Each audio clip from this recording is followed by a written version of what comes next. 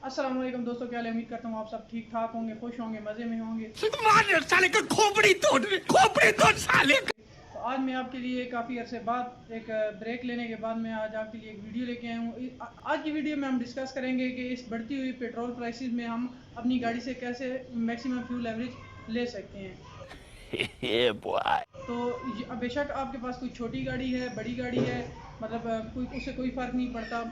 बस आज की जो तकरीबन 10 से 11 टिप्स होंगी, अगर आप उनको फॉलो करें तो इंशाल्लाह आपकी फ्यूल एवरेज 3 से 5 किलोमीटर के दरमियान में आप अपनी गाड़ी से ज़्यादा अचीव कर सकते हैं। तो पैसा ही पैसा होगा। तो चले शुरू करते हैं बगैर किसी टाइम ज़ाय किए।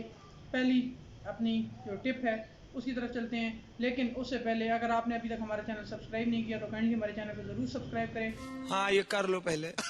और साथ ही बेल का आइकन प्रेस करें और हमारी वीडियो को ज़रूर लाइक करें।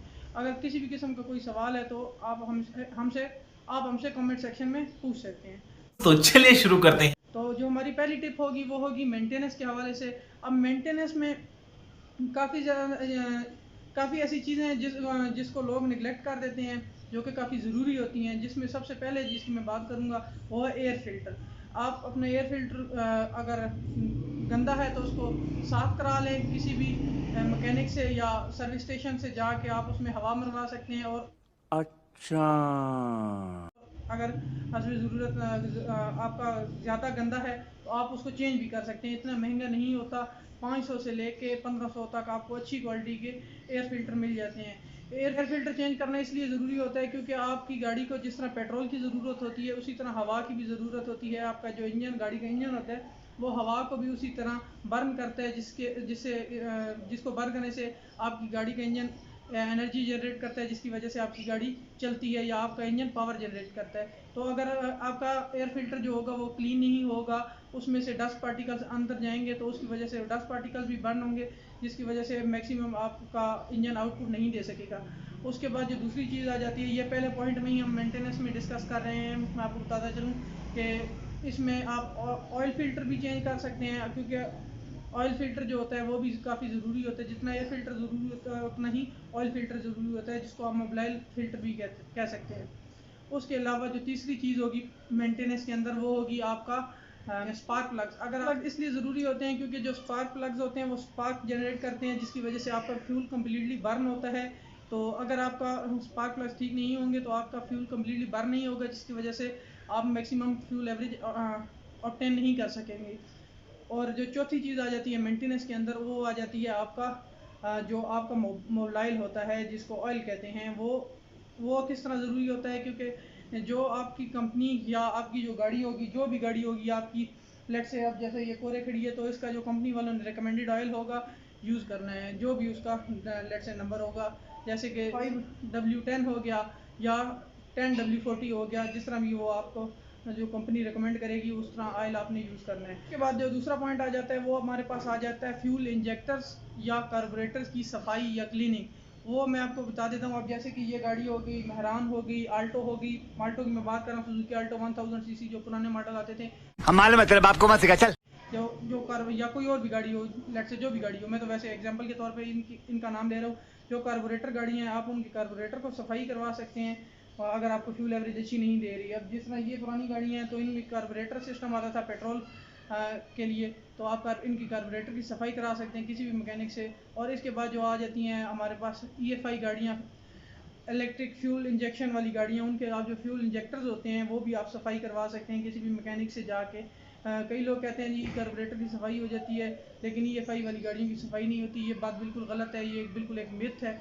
आपकी जो EFI की फ्यूल इंजेक्टर्स होते हैं गाड़ियों के, जिस तरह की यूरो 2 मेहरान होगी या आजकल की जो नई आ रही हैं EFI गाड़ी जितनी भी है, सिविक होगी, ग्रैंडी होगी, उसके बाद ये स्पोर्टेज वगैरह होगी, EFI आ गई है, आप उसके फ्यूल इंजेक्टर को भी साफ़ करवा सकते हैं। ये काफ़ी एक ज़रूरी पॉइंट है। उसके बाद तीसरा जो पॉइंट आ जाता है वो अक्सर नई गाड़ियों में ही होता है, मतलब इन जैसी गाड़ियों में तो नहीं होता। वो होता है कैटालिटिक कन्वर्टर का। कैटालिटिक कन्वर्टर में भी प्रॉब्लम्स आ सकते हैं, क्योंकि आपको पता है हमारे पाकिस्तान की जो फ्यूल क्वालिटीज़ हैं वो काफ़ी बुरी हैं। No! God, please, no! No!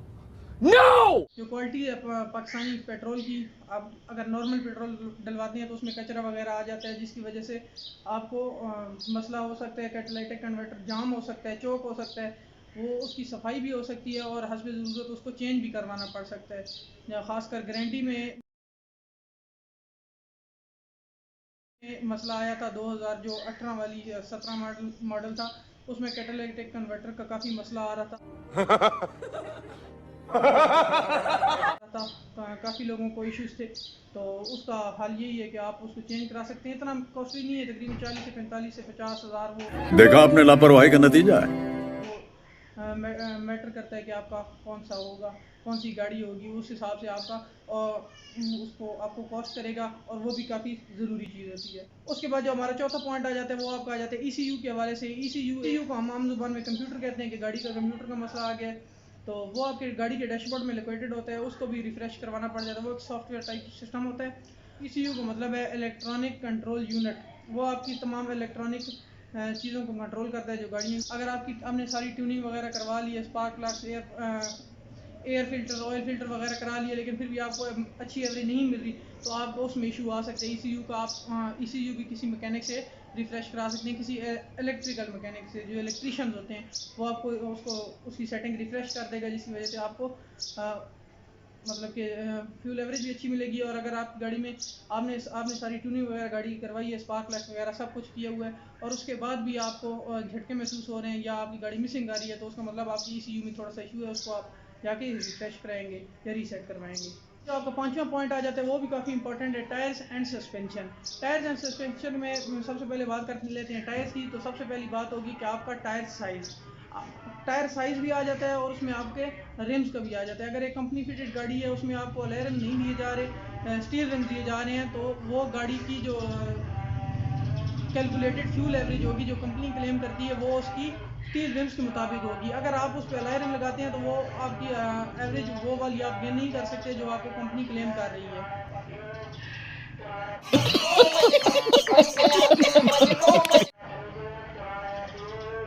कौन है ये लोग? कहां से आते हैं ये? आ जाता है उसके टायर प्रेशर। टायर प्रेशर जो कंपनी क्लेम करती है वो आपको लिखा हुआ मिल जाता है। आप जैसे ही आपका राइट साइड का डोर खोलेंगे तो आपको वहाँ पे एक स्टिकर लगा हुआ मिलता है, जिसमें आपके टायर का साइज़ और टायर का प्रेशर जो ऑप्टिमल होता है कंपनी क्लेम, वो आपको वहाँ पे मिल जाएगा। उसके बाद आ जाता है सस्पेंशन की बारी। तो सस्पेंशन में आपका इसमें आ जाता है इसकी जो व्हील बैलेंसिंग होती है और व्हील अलाइनमेंट होती है। सस्पेंशन में जो मेन पार्ट आ जाता है वो इसका आ जाता है। अगर आपकी व्हील्स प्रॉपर्ली बैलेंस नहीं है और वो बबलिंग कर रहे हैं या वाइब्रेशन कर रहे हैं, गाड़ी अब जब चलाते हैं एक सर्टन लिमिट ऑफ स्पीड पे, तो उसकी वजह से भी आपको फ्यूल एवरेज में परेशानी हो सकती है। और अगर आपको अलाइनमेंट का इशू है तो उसके हवाले से भी आपको थोड़ा बहुत फ्यूल एवरेज पे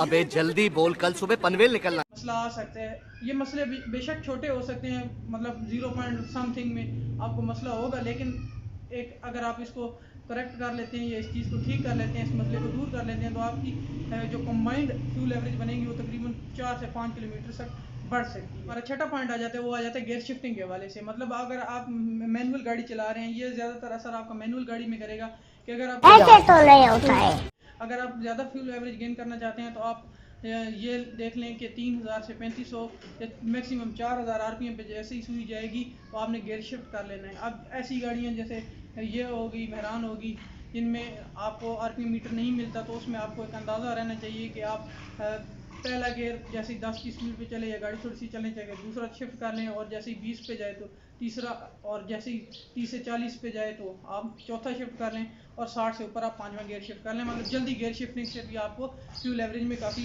बेहतरी नज़र आएगी। उसके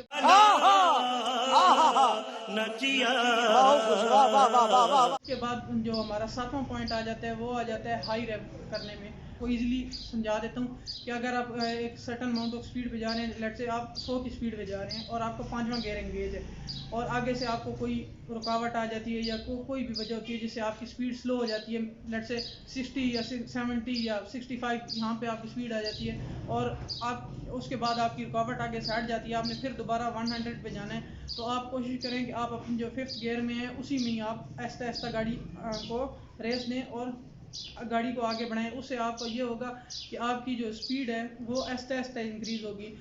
अच्छा। लेकिन अगर आप उसी को अगर आप पाँचवें को आप निकाल के तीसरे में गाड़ी को कर देते हैं, तीसरा गियर लगा देते हैं या लेट से चौथा गियर लगा देते हैं, तो आपकी गाड़ी तो जल्दी आपकी जो पिक होगी वो जल्दी बढ़ेगी, लेकिन फ्यूल एवरेज पे बुरा असर पड़ेगा। तो फ्यूल एवरेज के लिए आप ये कर सकते हैं कि आप वहीं से मतलब पाँचवें गियर में ही हल्का हल्का रेस देंगे, जिसकी वजह से आप गाड़ी 100 की स्पीड तक पहुंच जाएगी। इससे भी आप फ्यूल एवरेज बचा सकते हैं। ठीक है।